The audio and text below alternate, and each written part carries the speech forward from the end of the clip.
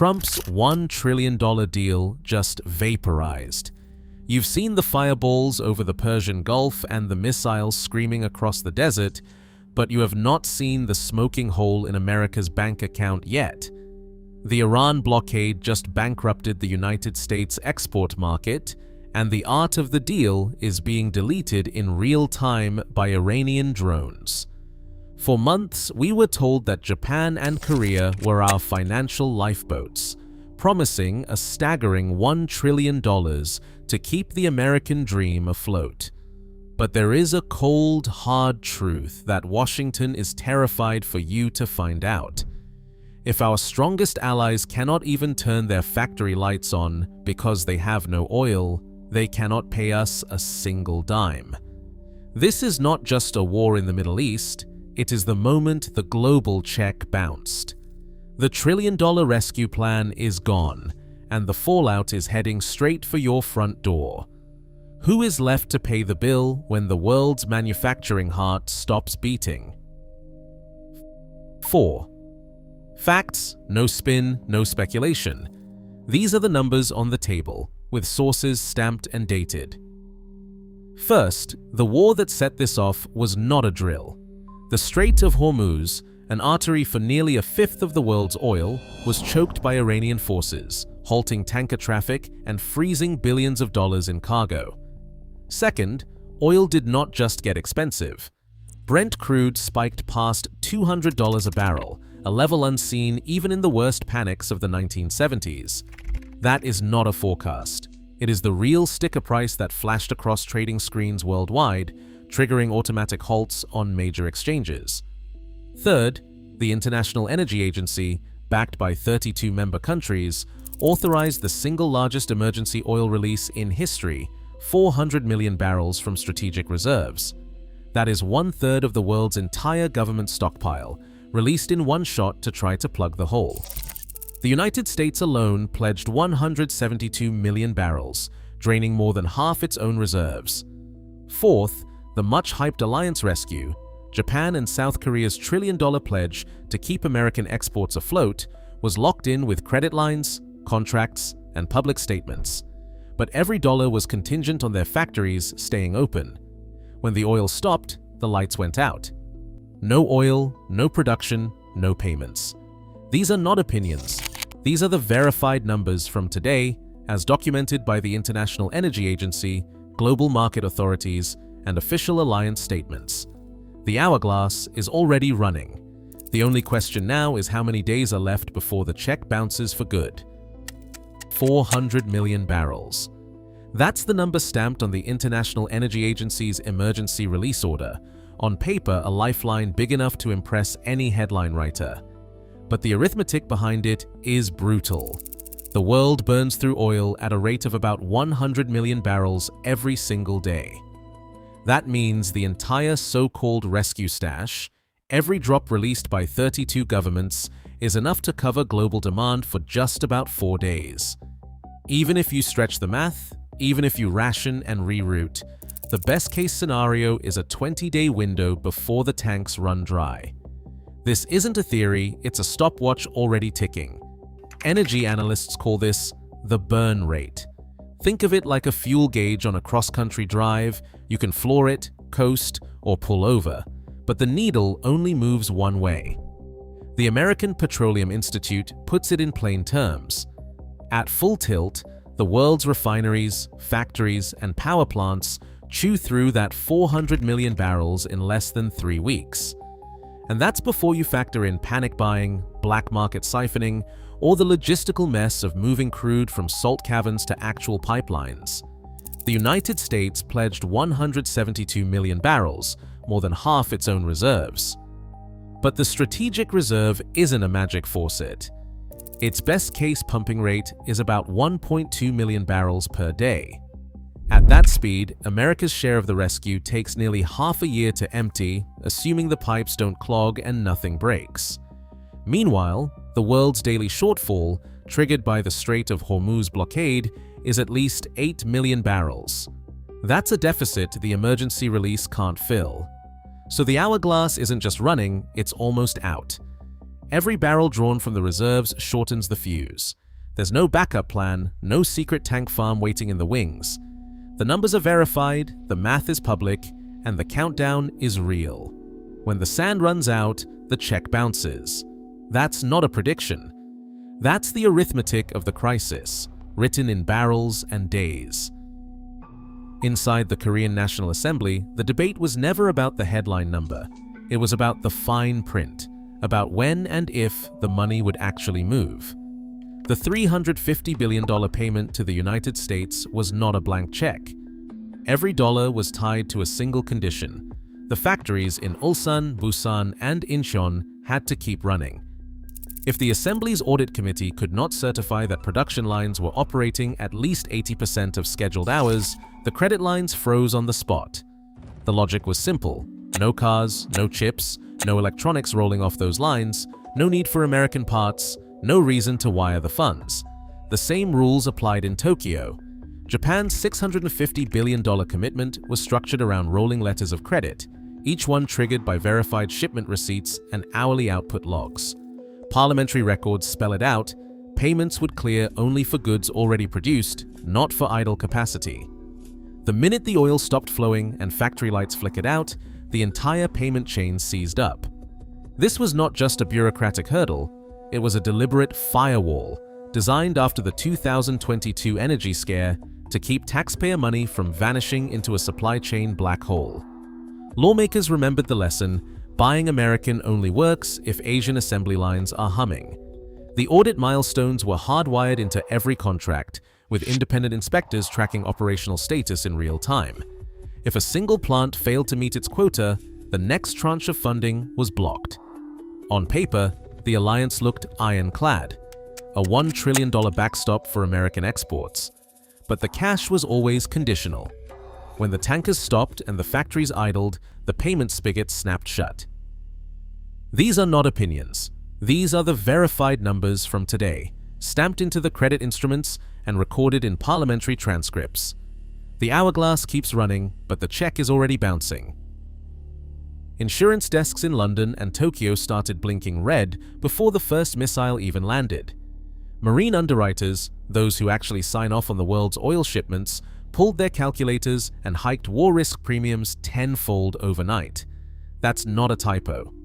The cost to insure a single supertanker moving through the Persian Gulf jumped from a few $100,000 to well over $2 million per trip.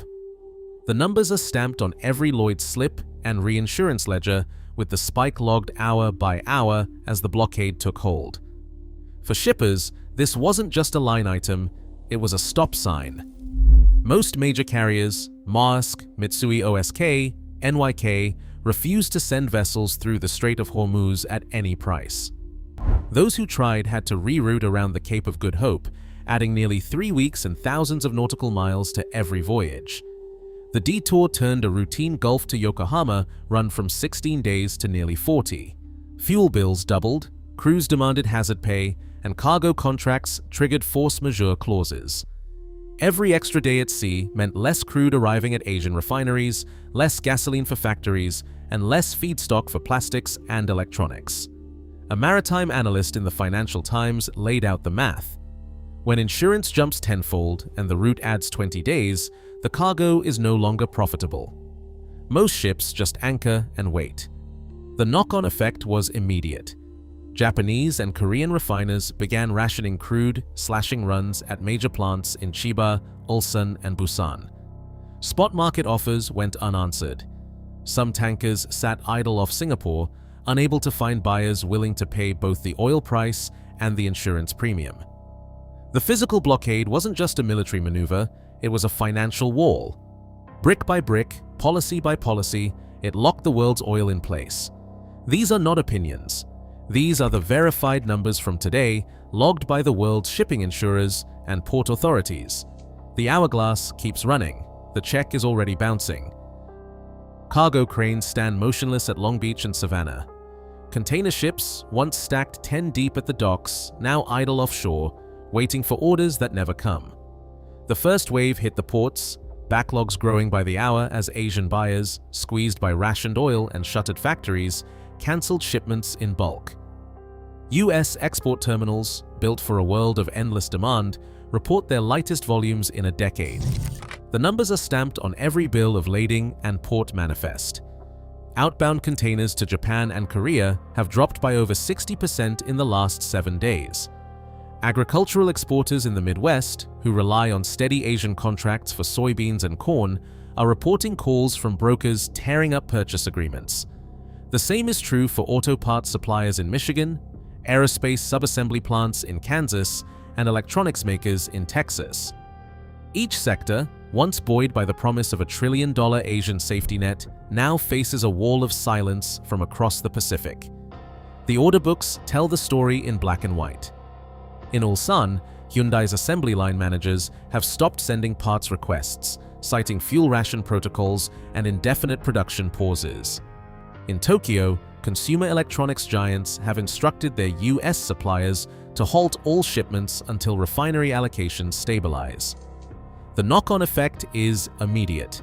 Warehouses fill with unsold inventory, rail yards back up with idle freight, and trucking firms slash hours for thousands of drivers. Payroll departments from Seattle to Charleston are already drawing up layoff lists, bracing for a winter with no new orders. This is not a distant ripple.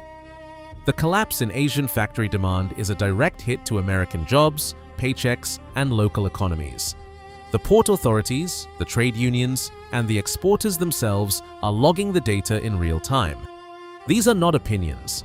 These are the verified numbers from today, stamped into shipping manifests and order cancellation notices. The hourglass keeps running, and the check is bouncing, sector by sector, job by job.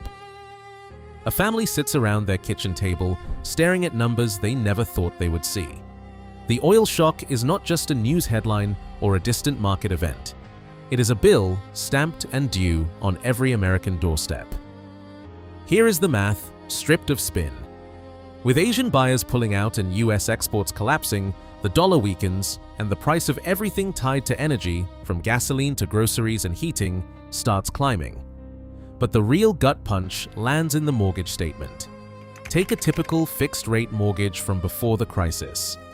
Last year, the average American family paid about $2,000 a month.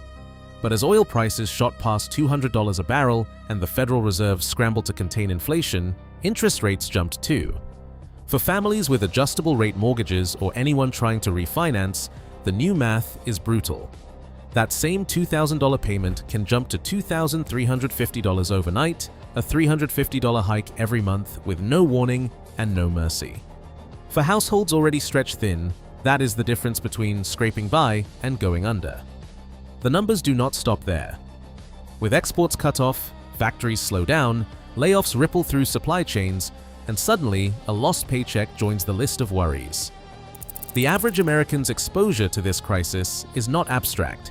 It is about $8,000 a year in higher costs and lost income, according to the latest estimates from independent economic analysts. That figure is not a projection. It is already showing up in credit card balances, late fees, and skipped medical appointments. This is how stagflation works its way into the living room. Prices rise, wages do not keep up, and the cost of debt eats away at whatever safety net a family thought they had. The hourglass is not just running for Wall Street or Washington, it is sitting on every kitchen counter in the country. These are not opinions. These are the verified numbers from today, logged in mortgage statements, pay stubs, and overdue notices. Every lever on the control panel has been pulled, but none of them reach the fire. The military option, to force open the strait by sending in the Fifth Fleet, comes with a risk calculation that has already been run by every analyst in the Pentagon. A single missile strike on a US carrier could drag the country into a full-scale war with Iran, with no guarantee that tankers would follow, even if the shipping lanes were cleared. The reserves, once seen as the ultimate safety net, are now half empty and draining fast. At best, the Strategic Petroleum Reserve can push out 1.2 million barrels a day, barely a dent against an 8 million barrel shortfall. Rationing is next on the table, but the timeline is brutal. It takes weeks to rewrite fuel distribution contracts, months to retrofit refineries for different blends, and the public backlash from gas lines and rolling blackouts would be instant.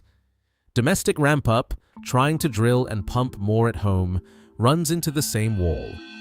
New wells take 6 to 12 months to come online, and shale fields can't fill a global gap overnight.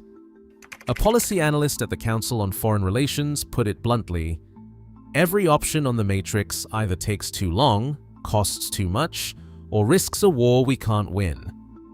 The numbers are not just bad, they are boxed in on all sides. These are not opinions. These are the verified numbers from today, stamped into government briefings and energy board minutes. The hourglass is almost empty, and there is no new sand left to pour. The last grains of sand are dropping. The Strategic Petroleum Reserve, once the world's largest energy backstop, now shows an inventory figure that would not cover a single month's worth of American demand. The official number, just over 200 million barrels, sits at the lowest point since the reserve was created in 1975. At the current burn rate, that is single digits on the calendar, not weeks, days. A macroeconomist, speaking off the record, put it in terms no one wants to hear. There is no plan B. The hourglass isn't just running out. It's already in the red.